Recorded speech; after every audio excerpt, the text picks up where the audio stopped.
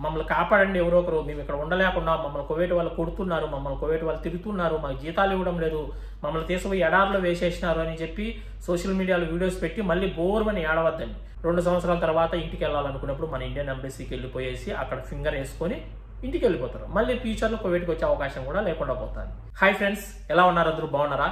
కొత్తగా కువైట్కి ఎవరైతే వస్తున్నారో వాళ్ళు చాలా మంది ఇక్కడికి వచ్చిన తర్వాత చాలా మోసపోతున్నారు. ఎందుకనేది ఈ వీడియోలో మీకు క్లారిటీగా చెప్తాను. వీడియో అయితే పూర్తిగా చూడండి. మీరు వీడియో మధ్యలో చూస్తూ వెళ్ళారంటే మీకు ఏం అర్థం కాదు. ఫస్ట్ నుంచి లాస్ట్ వరకు పూర్తిగా వీడియో చూడండి. ఈ వీడియో మీకు నచ్చితే ఖచ్చితంగా ఒక లైక్ ఇచ్చి 10 మందికి ఈ వీడియోని ఖచ్చితంగా షేర్ చేయండి. ఎందుకంటే కొత్తగా వచ్చే వాళ్ళకు చాలా ఉపయోగపడతాయి మనం చేసే ప్రతి వీడియో కూడా.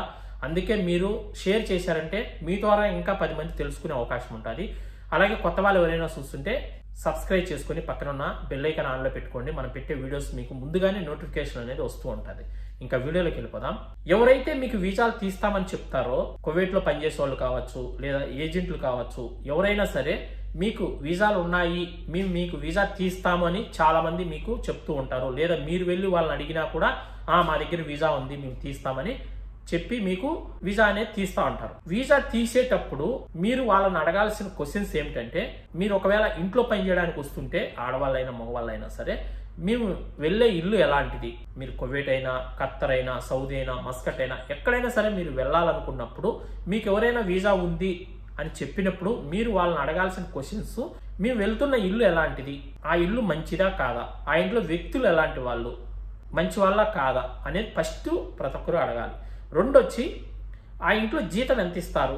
మీరు ఒకవేళ క్లీనింగ్ పని చేయడానికి వెళ్తున్నారు, ఎవరైనా ఆడవాళ్ళు క్లీనింగ్ పని చేయడానికి వెళ్తుంటే మాత్రం కువైట్కి వస్తే కువైట్లో క్లీనింగ్ పని చేయడానికి వచ్చే వాళ్ళకి ఆడవాళ్ళకి జీతం వచ్చి 30,000 ఇస్తారు. అంటే కువైట్ కరెన్సీలో వచ్చి 110 కేడీలు, 110 కేడీలు, అంతకంటే ఎక్కువ జీతం అయితే ఇవ్వరు. మాకు జీతం ఎంత ఇస్తారు ఏంటి అనేది ఖచ్చితంగా అడగాలి. మీరు ఏ కంట్రీకి అయితే వెళ్తున్నారో ఆ కంట్రీలో మీకు జీతం ఎంత అనేది కంపల్సరీగా అడగాలి. ఇంకా మూడో పాయింట్, ఏమేం పనులు చేయిస్తారు అనేది కూడా ఖచ్చితంగా అడగాలి. ఇప్పుడు ఆడవాళ్ళకైతే క్లీనింగ్ పని, వంట పని, పిల్లలు చూసుకోవడం ఇలాంటి పనులే ఉంటాయి.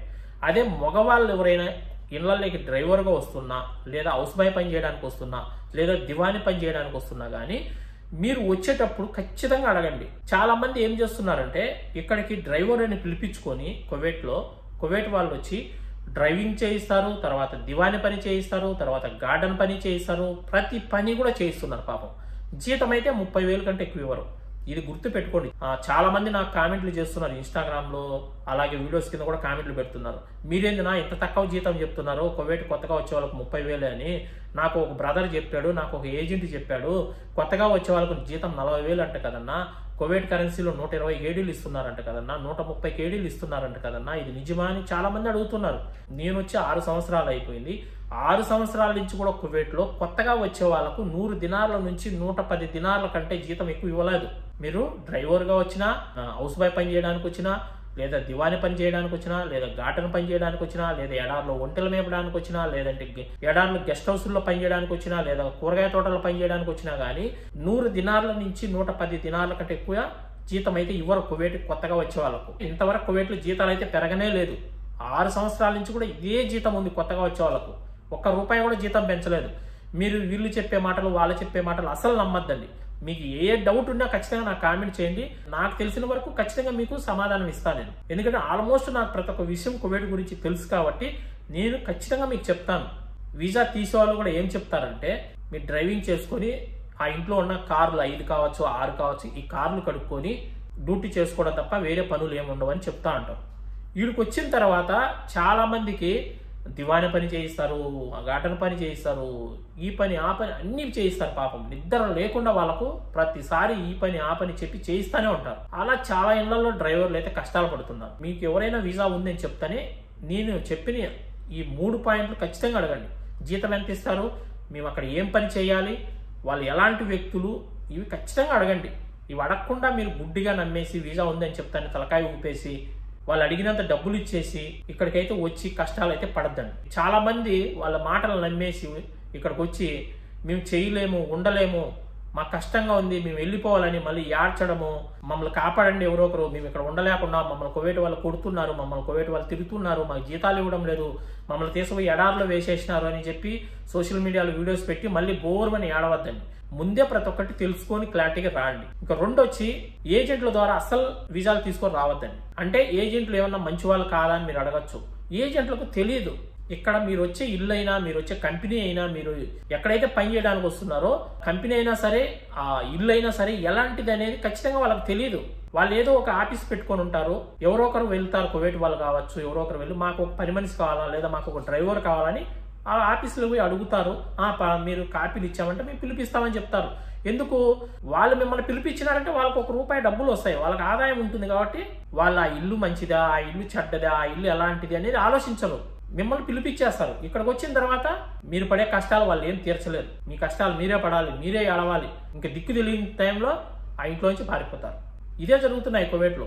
తెలియని వ్యక్తుల ద్వారా ఇక్కడికి వచ్చేసి ఆ ఇంట్లో టార్చర్ భరించలేక, ఆ ఇంట్లో కష్టాలు పడలేక, జీతాలు సక్రమంగా ఇవ్వక, ఇల్లు మారాలంటే తనాదులు ఇవ్వక, మీరు ఇల్లు మారే అవకాశం ఉండదు, చేస్తే మా దగ్గరే చేయాలని చెప్పి వాళ్ళు అరచడము చేయడం వల్ల ఏం చేయని సిచ్యువేషన్లో ఇంట్లో నుంచి పారిపోతారు. ఎవరు లేనప్పుడు పారిపోయేసి దొంగగా బయట ఎక్కడైనా పనులు చేసుకుంటూ అక్కడ ఉండి 2 సంవత్సరాల తర్వాత ఇంటికి వెళ్ళాలనుకున్నప్పుడు మన ఇండియన్ ఎంబసీకి వెళ్ళిపోయేసి అక్కడ ఫింగర్ వేసుకొని ఇంటికి వెళ్ళిపోతారు. మళ్ళీ ఫ్యూచర్లో కువైట్కి వచ్చే అవకాశం కూడా లేకుండా పోతారు. ఆ విధంగా చాలా మంది ఇబ్బంది పడుతున్నారు. అన్ని క్లారిటీగా తెలుసుకోండి. ఇక్కడికి వచ్చేవాళ్ళు మనకు కావాల్సింది ఇల్లు మంచిది ఉండాలి, ఆ ఇంట్లో ఫుడ్ బాగుండాలి, పని ఒకరు ఎక్కువ ఉన్నా తక్కువ ఉన్నా ఇబ్బంది లేదు, జీతం ఒక ₹1000 తక్కువ ఉన్నా కూడా ప్రాబ్లం లేదు, కానీ జీతం కరెక్ట్గా నెల ఇచ్చే ఇల్లు కావాలి. ఆ ఇంట్లో వ్యక్తులు బాగా చూసుకుంటే చాలు మనకు, ఓకేనా? జీతం 1000-2000 తక్కువ ఉన్నా ఇబ్బంది లేదు. కొన్ని ఇళ్లలో జీతం ఎక్కువ చెప్పేస్తారు, పనులన్నీ చేయిస్తారు, మన చేతకాని పనులు కూడా చెప్పి నేర్పించి చేయించుకుంటారు. జీతం చూస్తే తక్కువ ఇస్తారు. ఆ జీతం కూడా కరెక్ట్గా నెల ఇవ్వరు, 2 నెలలకో 3 నెలలకో ఒకసారి ఇస్తారు. పని అయితే డే అండ్ నైట్ చేయిస్తారు. మన దగ్గర ఏమి లాభం? మనం ఇంత దూరం వచ్చేది దానికి? మనము మన ఫ్యామిలీని వదిలేసి, మన ఊరు వదిలి, మన పిల్లల్ని వదిలేసి, అన్ని వదిలి ఇక్కడికి ఎందుకు వస్తున్నాం? డబ్బు కోసమే కదా మనం వచ్చేది. మనం ఇంత కష్టం చేసినా కూడా నెల అయిన తర్వాత మనకు జీతం ఇవ్వకపోతే ఎంత బాధ ఉంటుంది ప్రతి ఒక్కరికి కూడా ఆలోచించండి. మనకు నెల జీతం కరెక్ట్గా ఇస్తే మనం చేసిన కష్టం అంతా కూడా మర్చిపోతాం. ఆ డబ్బులు మనం ఏదో ఒక అప్పు తీర్చుకుంటాం, లేదా ఆ డబ్బులు కట్టి పిల్లల్ని బాగా చదివించుకుంటాం, లేదా స్కూల్లో ఫీజులు కట్టుకుంటాం, లేదా ఇంకోటి ఏదో సమస్య అనేది తీరుతా ఉంటుంది. నెల మనకు డబ్బులు వస్తే, మనకు నెల జీతం ఇవ్వకపోతే మనం ఎందుకు ఇక్కడ చేసి ఏమి లాభం?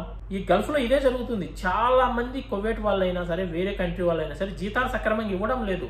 పనులు చూస్తే డే నైట్ చేయించుకుంటారు, ప్రతి పని చేయించుకుంటారు, జీతం మాత్రం ఇవ్వరు. సరిగా తిండి పెట్టరు. ఈ రోజుది రేపు పెడతారు, రేపుది మన్నాడు పెడతారు. 2 రోజులది 3 రోజులది కూడా వేడి చేసి పెట్టే వాళ్ళు కూడా చాలా మంది ఉన్నారు కువైట్లో.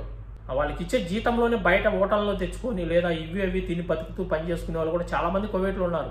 ఇవన్నీ ఆలోచించుకోండి. ఊరికే మనకు ఎవరో ఒక ఏజెంట్ వీసా ఉన్నదని చెప్తానే, ఎవరో ముక్కు మొహం తెలియని వాళ్ళు ఒక వీసా ఉన్నదని చెప్తానే, ఆ వీసాకి ఎంత అడిగితే అంత డబ్బులు కట్టేసి ఇక్కడికి వచ్చి కష్టాలు పడద్దండి. ఇళ్లలో ఎవరైతే పని చేయడానికి వస్తున్నారో, ఒక డ్రైవర్ అయినా, లేదా ఒక హౌస్ బాయ్ పని చేయడానికైనా, ఒక దివాని పని చేయడానికైనా, లేదా గార్డెన్ పని చేయడానికైనా, లేదా ఎడారిలో ఒంటెలు మేపడానికి కానీ, లేదా కూరగాయ తోటలు పని చేయడానికి కానీ, ఇలాంటి పనులు చేయడానికి రావాలనుకున్న వాళ్లకు మీరు ₹1 కూడా వీసా కట్టాల్సిన అవసరమే ఉండదు. వీసా ఫ్రీగానే ఇస్తారు. మీరు రావడానికి ఫ్లైట్ టికెట్ డబ్బులు కూడా వీళ్ళే పెట్టుకుంటారు, కువైట్ వాళ్ళే పెట్టుకుంటారు. మీరు ₹1 పెట్టుకోవాల్సిన అవసరం ఉండదు. మీరు పెట్టుకోవాల్సింది ఏంటి? మెడికల్, స్టాంపింగ్, PCC, ఇంకా మీది ఒకవేళ ECR పాస్పోర్ట్ అయితే ఎమిగ్రేషన్, ఇవి చేయించుకుంటే చాలు. మిగతా వీసా ఫ్రీగా ఇస్తారు. మీరు ఇండియా నుంచి ఇక్కడ రావడానికి ఫ్లైట్ టికెట్ డబ్బులు కూడా కువైట్ వాళ్ళే ఇస్తారు. అదే ఆడవాళ్ళకైతే A to Z పూర్తిగా ఖర్చు అంతా కూడా కువైట్ వాళ్ళే భరిస్తారు. కువైట్ కంట్రీ అనే కాదు, ఏ కంట్రీకైనా సరే లేడీస్ ఇంట్లో పని చేయడానికి వెళ్ళాలనుకుంటే మొత్తం ఖర్చు అంతా కూడా వీళ్ళే పెట్టుకుంటారు. 1,00,000 అయినా కూడా ఆ 1,00,000 కువైట్ వాళ్ళే పెట్టుకుంటారు. మనం ₹1 పెట్టుకోవాల్సిన అవసరం ఉండదు ఆడవాళ్ళకైతే. అదే కంపెనీల్లో పని చేయడానికి రావాలనుకుంటే కంపెనీలు కూడా వీసాలు ఫ్రీగానే ఇస్తాయి. అయితే బయట మీకు వీసాలు తీసేవాళ్ళు డబ్బులు ఆశిస్తారు, 50,000, 60,000 ఆశిస్తారు. ఒక 40,000, 50,000 అంటే కట్టండి.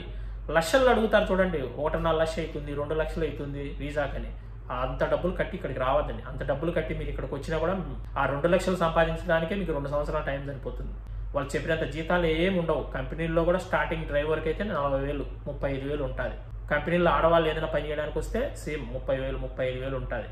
అదే ఇంకేదైనా ఎడ్యుకేషన్ పరంగా జాబ్ చేసుకోవడానికి వచ్చే వాళ్ళకైతే 70,000, 80,000, 90,000 ఆ విధంగా ఉంటుంది. ఇంకేదైనా సాఫ్ట్వేర్ జాబ్ చేసుకునే వాళ్ళు ఇలాంటి వాళ్ళకైతే 1.5 లక్ష ఆ విధంగా ఉంటుంది కంపెనీలకి. ఏదైనా ఎలక్ట్రీషియన్ పని, AC టెక్నీషియన్ పని, కెమెరా ఫిట్టింగ్ చేసే పని, ఇలాంటి వర్క్ వచ్చిన వాళ్ళకైతే స్టార్టింగ్ జీతం 40 కంటే ఎక్కువ ఉండదు మగవాళ్ళకు. చేతిలో పని ఉంటే ఒక 40 నుంచి 45,000 ఉంటుంది. చేతిలో పని లేకపోతే 30,000 కంటే ఎక్కువ ఉండదు కంపెనీల్లో కూడా, ఎవరికైనా సరే ఎలా పని చేయడానికి వస్తే. ఈ వీడియో చేయడానికి ముఖ్య ఉద్దేశం ఏమిటంటే, చాలా మంది నాకు కామెంట్లు చేస్తున్నారు, అన్న కువైట్లో జీతాలు పెరిగాయంట, కువైట్లో జీతాలు 140, 130 దినాలు ఇస్తున్నారంట కొత్తగా వచ్చే వాళ్ళకు కూడా, ఇళ్లలో పని చేయడానికి, కంపెనీల్లో పని చేయడానికి హెల్పర్గా వచ్చినా కూడా జీతం 130 ఇస్తున్నారంట. ఇట్లా చాలా మంది నన్ను అడుగుతున్నారు. అంత జీతాలు అయితే ఏం పెరగల, ముందు ఏ విధంగా ఉన్నాయో జీతాలు ఇప్పుడు కూడా అంతే ఉన్నాయి. 6 సంవత్సరాల నుంచి ఏం పెరగల జీతాలు అయితే, ఎక్కడ వేసిన గొంగలు అక్కడే ఉంది. జీతాలు అయితే ఏం పెరగల, మన ఖర్చులే పెరుగుతున్నాయి తప్ప జీతాలు అయితే అంతే ఇస్తున్నారు. ఈ వీడియో అందరూ లైక్ చేయండి, ఎవరైనా లైక్ చేయకుండా ఈ వీడియో 10 మందికి షేర్ చేయండి. మరొక మంచి వీడియోతో మళ్ళీ కలుసుకుందాం. అందరికి బై ఫ్రెండ్స్, జై హింద్.